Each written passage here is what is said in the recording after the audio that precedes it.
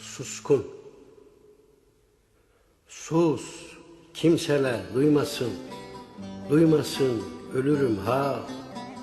Aydın yarı gecede, yeşil bir yağmur sonra, yağıyor yeşil. En uzak o adsız ve kimselersiz, o yitik yıldızda duyuyor musun? Bir Stradivarius inler kendi kendine, yayı, reçinesi, köprüsü yeşil. Önce bendim diyor ve sonra benim. Ölümsüz, güzel ve çetin, ezgisidir dolaşan bütün evreni.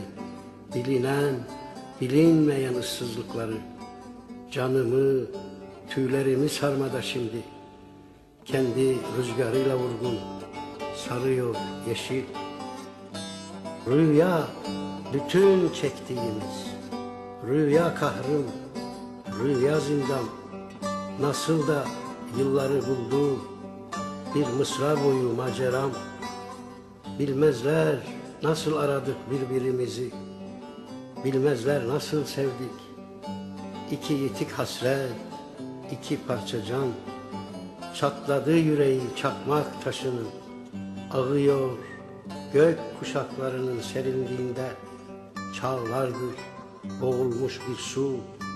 Ağıyor yeşil, yivlerinde yeşil güller fışkırmış. Susmuş bütün namlular, susmuş dağ, susmuş deniz. Dünya mışıl mışıl, uykular derin. Yılan su getirir yavru serçeye. Kısır kadın maviş bir kız doğurmuş. Memeleri bereketli ve serin. Sağıyor yeşil.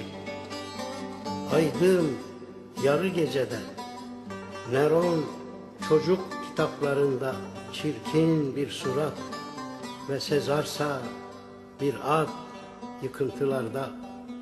Ama hançer taşı sanki koca Kartaca, hani kibrit suyu vermişlerdi üstüne. Bak nasıl alıyor yiğit, binlerce yılda sonra alıyor yeşil. Vurur dağın doruğundan atmacamın çalkara yalın gölgesi. Kuş vurmaz, tavşan almaz ama aç, azgın köpek balıklarıydı parçaladığı. Bak Tiber saygılı, suskun. Bak Nilüfer dizisi zinciri.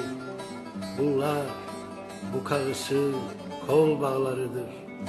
Cihanın ilk umudu, ilk sevgilisi ve ilk gerillası Spartakus'u. Susuyor yeşil. Sus, kimseler duymasın, duymasın ölürüm ha.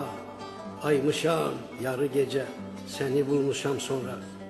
Seni kaburgamın altın parçası, seni dişlerinde elma kokusu. Bir daha hangi ana doğurur bizi?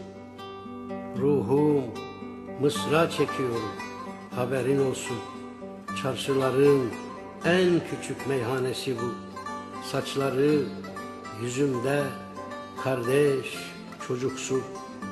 Derimizin altında o ölüm namussuzu. Ve Ahmet'in işi ilk rast gidiyor. İlktir dost elinin hançersizliği. Ağlıyor yeşil.